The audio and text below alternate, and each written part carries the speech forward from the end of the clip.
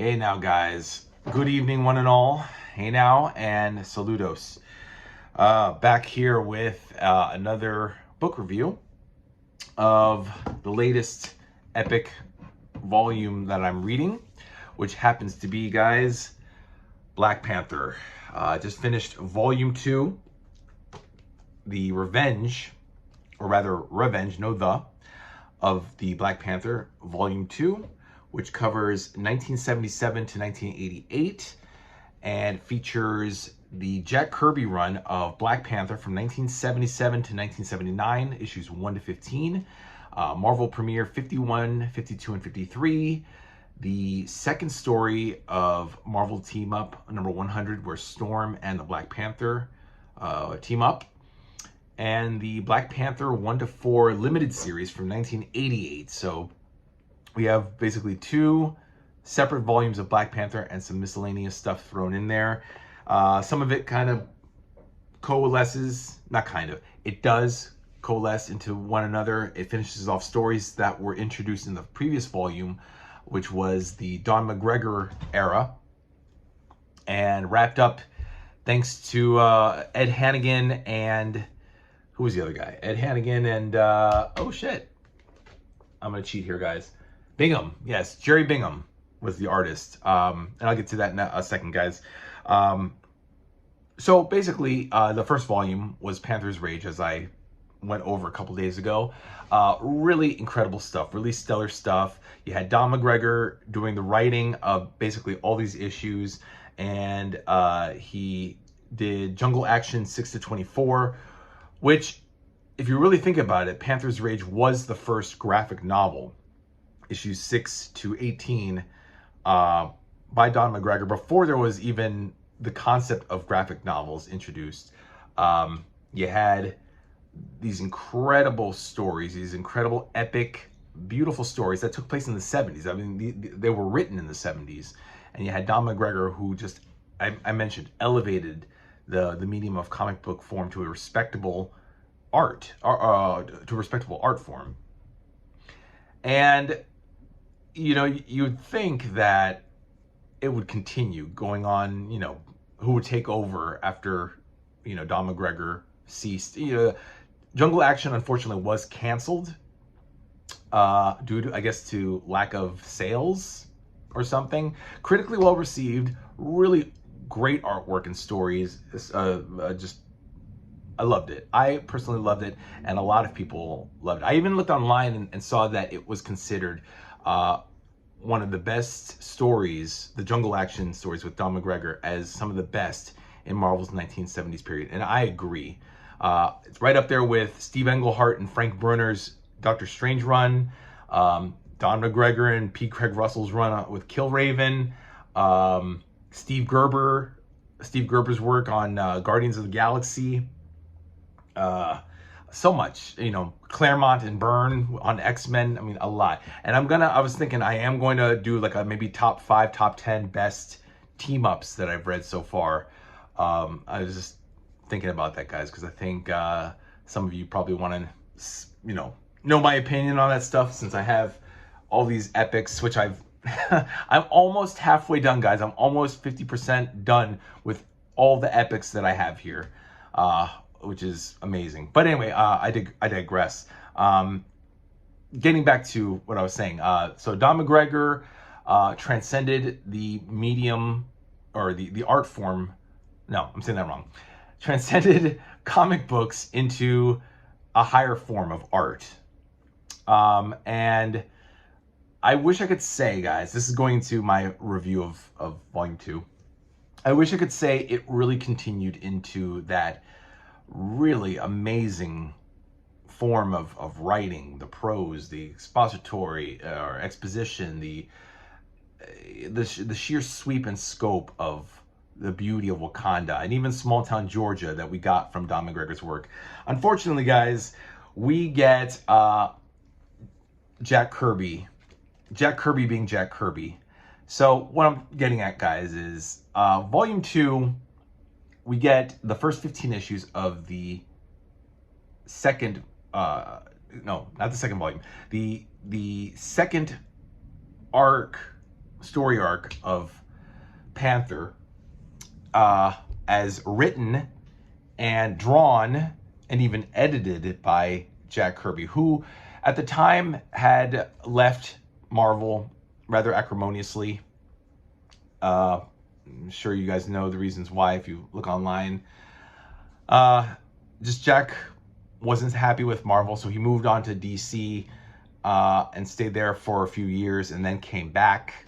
I guess maybe they enticed him. I don't know the reasons, guys, off the top of my head, but I'm sure they enticed him and said, hey, listen, we'll give you creative control over Black Panther and, you know, do what you will with the stories.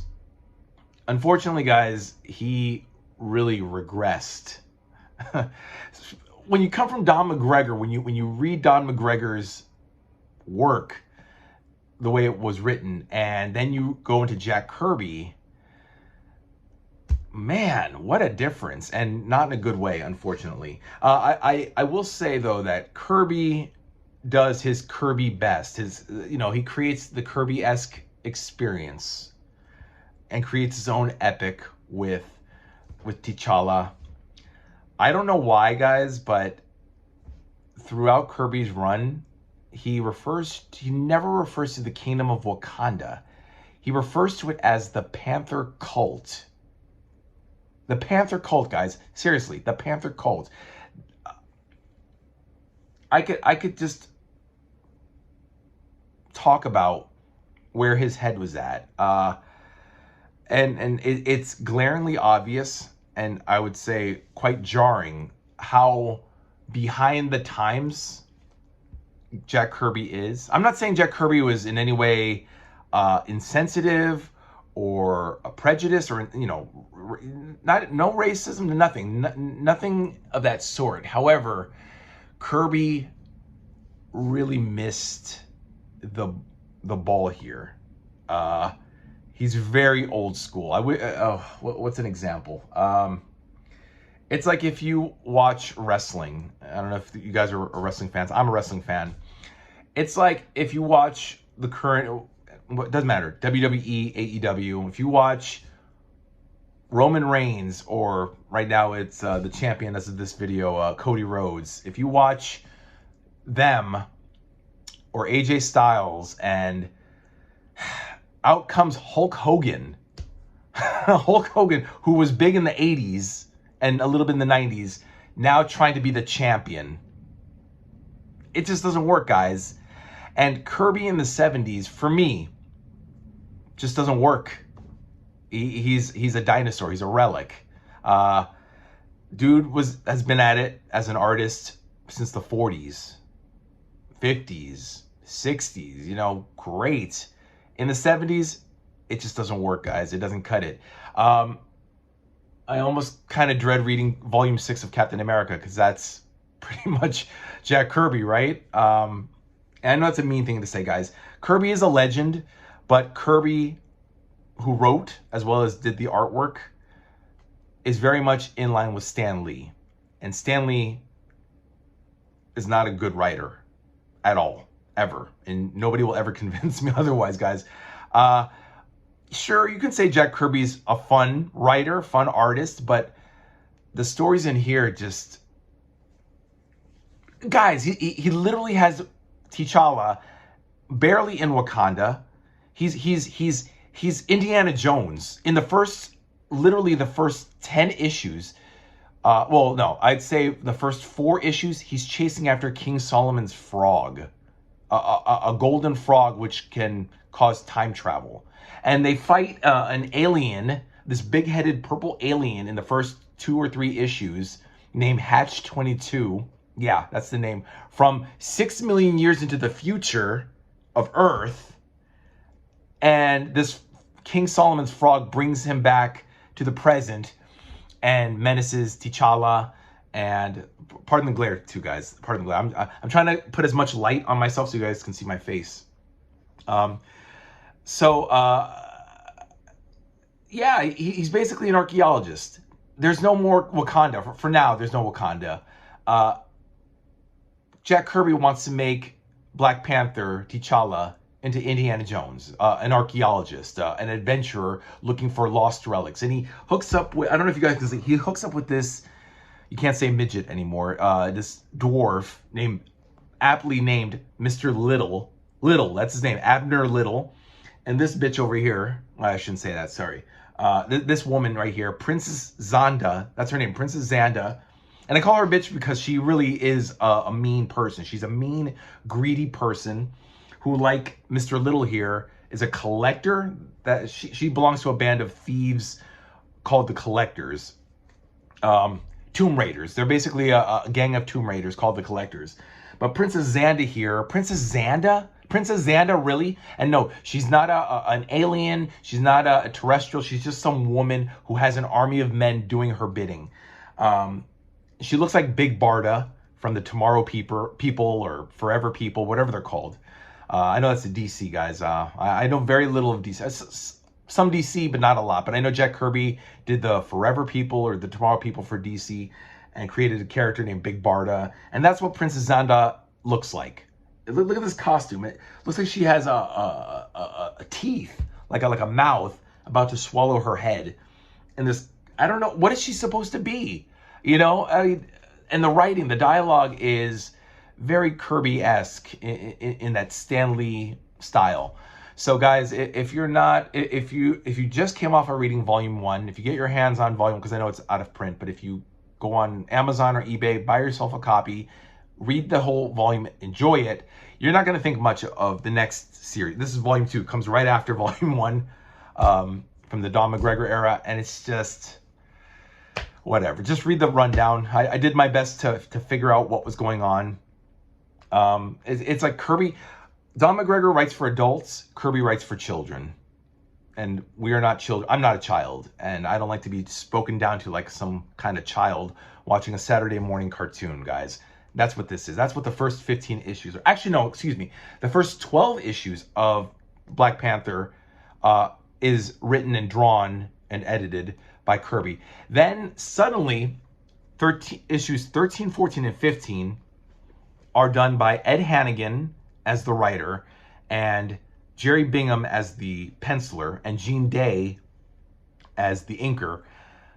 Here's what happens, guys. Jim Shooter is now the editor-in-chief, and Jim Shooter, oh God, guys, I can just imagine Jim Shooter was like, you know, Jack, you're just too old for this business. I guarantee you, Jim Shooter told Jack Kirby this. You are too old for this, and we got to remove you.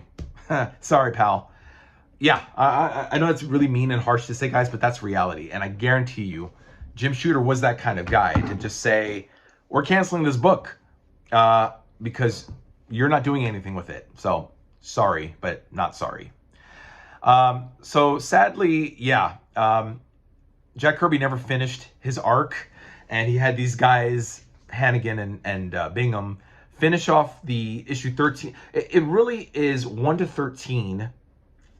And they finished it off with this guy Kyber the Cruel, and then that was the end of that story. Again, that's part of the whole T'Challa hunting for King Solomon's frog, hunting for this, hunting for that, chasing after, you know, midgets and dwarves and big Barda looking women and collectors, and just, you know, yeah. But then we get 14 and 15, which moves on to, it just wraps up basically the Black Panther series. It cancels. Claw returns, and that's basically it. It takes there's an appearance by the Avengers, which is pretty cool. The Avengers come to help T'Challa take on Claw, and then that series ends.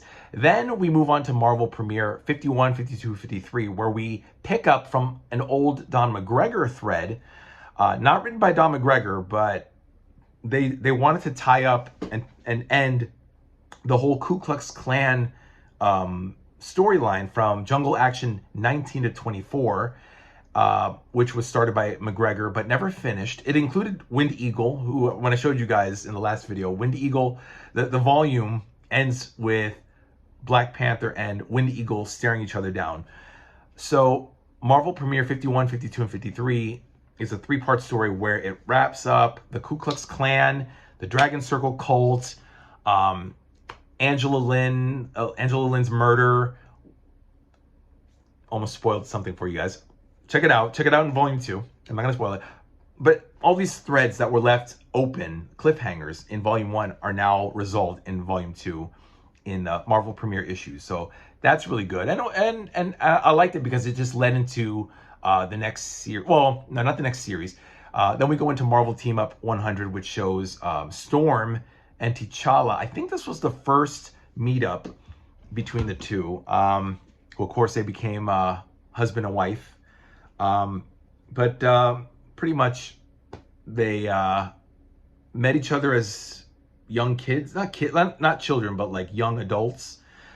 Storm saved T'Challa from these white guys, these white slavers that were trying to, I guess, kidnap T'Challa. Kind of like Kunta Kinte in a way, from Roots. And this dude, Andreas de Ruyter, the Bull, seeks revenge in the present day by getting this big robot to go after them, and defeat them. This was actually done by Chris Claremont and John Byrne, and Bob McLeod as the inker. I really like the story. The story's only 10 pages long, but it pretty much introduces a beautiful friendship and relationship between Aurora Monroe, Storm, and T'Challa the Black Panther, which I thought, how interesting that two characters from two different teams, two different sides that never really had anything to do with each other before, but they came from the same continent, come together as if it was meant to be.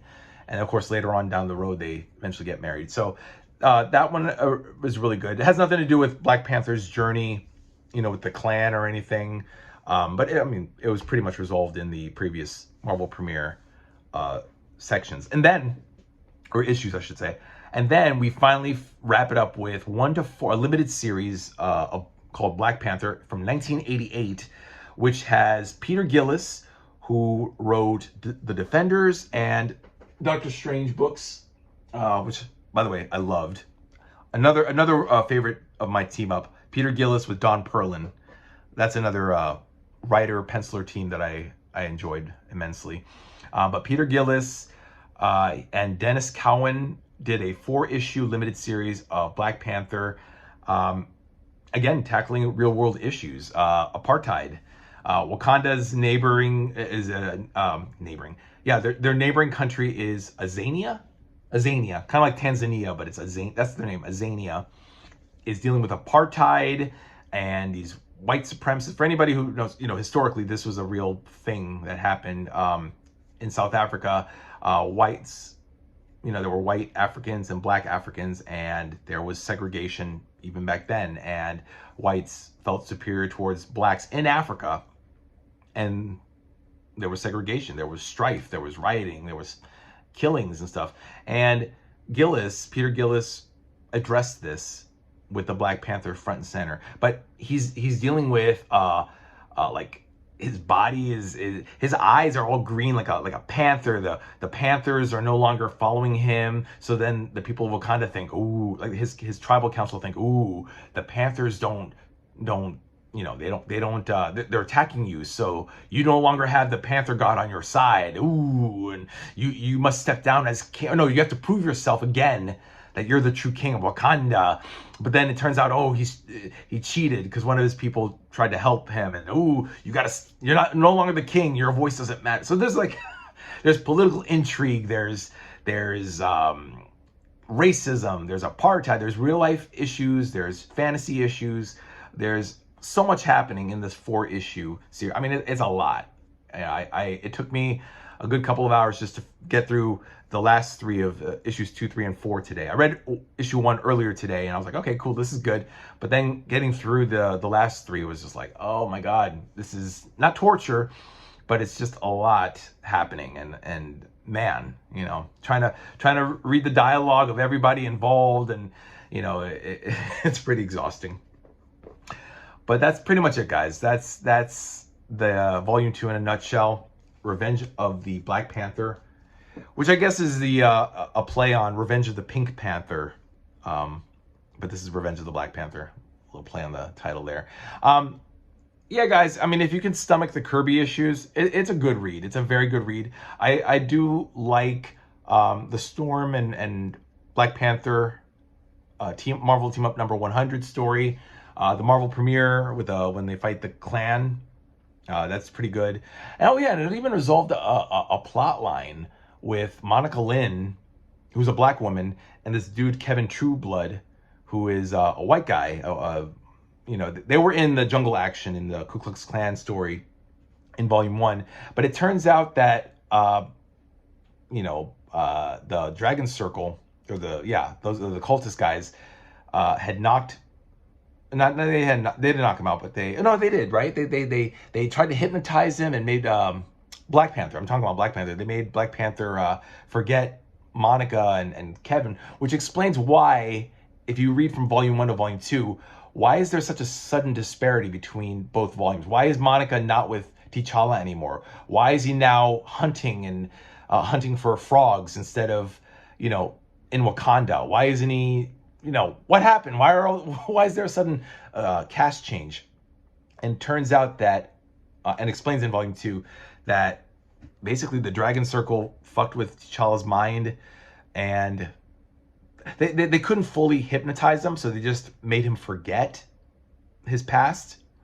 And that was that, which I think was a pretty good plot line to explain between these two volumes why he's suddenly forgotten all these people. But they introduced the interracial relationship between Kevin and Monica. Monica being T'Challa's girl, but T'Challa forgot about her and was like, okay, bye. I don't even remember you anymore. So she hooked up with a white guy. A black woman hooked up with a white guy, and, you know, and I guess they allude to Kevin and Monica eventually getting married.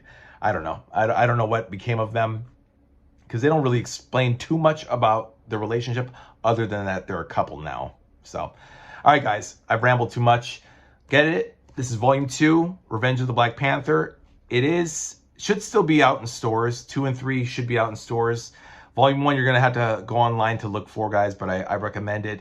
I recommend you guys reading every epic, even the boring ones. I'll tell you guys to read it. All right, guys. So let me know what you think in the comments below, guys. What you think. I know my guy Jesse. I know you're going to basically reiterate everything that I just said. So more power to you, my friend. Oh yes, this will be the next book, Volume 3, Panther's Prey. We go from Panther's Rage to Panther's Prey. Panther's Rage, Revenge of the Black Panther. Panther's Prey covers 1989 to 1994, and we get Don McGregor. Look at this, Don McGregor. We get some dude named Plunkett, Gene Colan. I love it. Just some guy named Turner. I guess Dennis Cowan comes back, and Hillsman II. That's in Panther's Prey, guys. Volume 3, right? Yeah. Look at that, guys. So we're going into the 1989 and straight into the 90s. So, yeah, 89 to 94, guys. Pretty modern. It's still classic, but it's more of a modern-esque Black Panther. All right, guys. Again, leave any comments down below if I missed anything, or if you have any questions of anything that I may have missed. I also posted the rundown or the breakdown in communities, the community tab. And yeah, I'll be back with another video, guys. Have a good weekend, and I'll see you next time. Bye.